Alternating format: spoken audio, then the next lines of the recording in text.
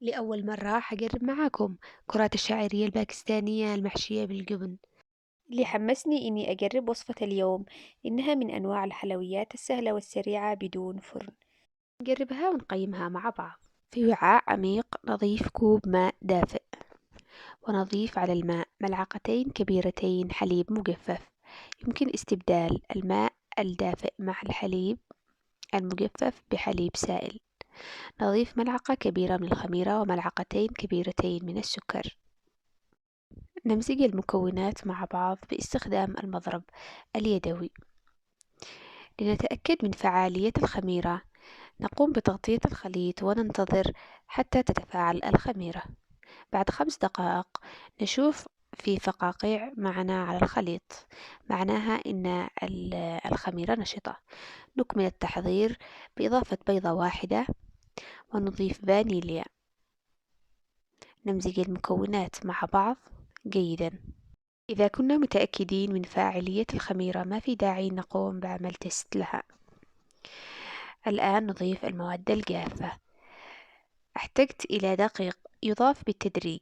أضفت بالأول ملعقتين، كوبين أقصد كوبين دقيق مع رشة ملح وربع كوب من الزيت. طبعا الكوب المستخدم هي الأكواب المعيارية سعة 250.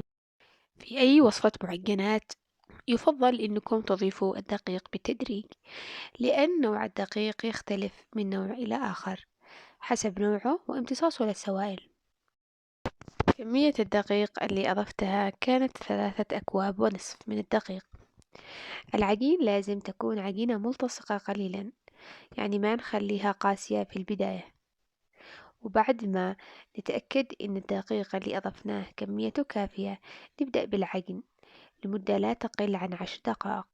إذا في معاكم عجان يفضل تستخدموا العجان، وإذا مش متوفر تعجنوها باليد. تعجنوها حتى تكون معكم ملساء وتصبح مطاطية.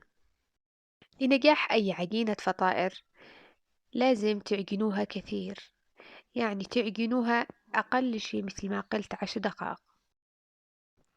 بعد ما تعجنوها 10 دقائق نتركها تتخمر بدرجة حرارة المكان. الوقت حسب حرارة الجو، إذا الجو دافئ حتتخمر بشكل أسرع، وإذا الجو بارد حتأخذ وقت أطول على بال ما تتخمر. طبعا إذا حابين تتخمر بشكل أسرع، على بال ما تتخمر معنا العجين نحضر الآن الحليب المكثف. 1/3 كوب من الحليب المجفف مع 1/3 كوب من السكر. ما بش أسهل من هذه الطريقة بتحضير الحليب المكثف. ملعقة صغيرة من الفانيليا، وأيضا ملعقة صغيرة من الزبدة. نضيف الآن ماء ساخن، نضيفه بالتدريج، فأنتم ضيفوه حبة حبة. نضيف قليل من الماء، وبعدين ممكن نستخدم هنا الهاند بلندر، أو إذا ما فيش معاكم هاند بلندر ممكن نستخدم الخلاط. ليش؟ علشان يذوب معنا السكر. لكن إذا مش متوفر معاكم لا الهاند بلندر ولا الخلاط، ممكن تستخدموا السكر، يكون سكر بودرة، وتخلطوه عادي بالمضرب اليدوي وخلاص يكون جاهز. شوفوا الآن كيف القوام، هو الآن ما زال ساخن. بعد ما تخمرت معي العجين نفرغها من الهواء.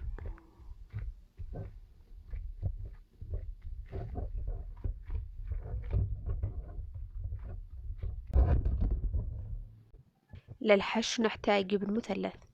قطعتها بعضها إلى 5 قطع، بعضها إلى 3 قطع، بعضها إلى 5 قطع، كله حسب الرغبة وحسب حجم القطعة اللي تأخذوه. أخذت أنا تقريبا قطعة بوزن 18 جرام، ممكن تكون 16 جرام وممكن تكون أقل. نحشيها بجبن مثلث كما هو موضح. نقفلها كويس علشان ما تخرج معنا الجبن بأثناء القلي. نحاول نقفلها تمام. نكمل حشو باقي القطع بنفس الطريقة. طبعا أنا حشيت فقط 15 قطعة، وبقية العجين استخدمتها بشيء آخر، لذلك يفضل إن انتم تستخدموا نصف المقادير اللي حطيتها أنا للعجين، أو ممكن ربع المقادير، حتطلع معاكم تقريبا 15 قطعة بهذا الوزن. ركزوا على الحجم، حجمها صغير ولكن مع القلي حيتضاعف حجمها. هذه العجينة اللي تبقت معي حطيتها على جنب واستخدمتها بشيء آخر. 15 قطعة من الكرات أصبحت الآن جاهزة. ننتظر الآن خليط التغميس. حليب سائل، ممكن نستخدم ماء مع حليب مجفف، واستخدمت شعيرية باكستانية.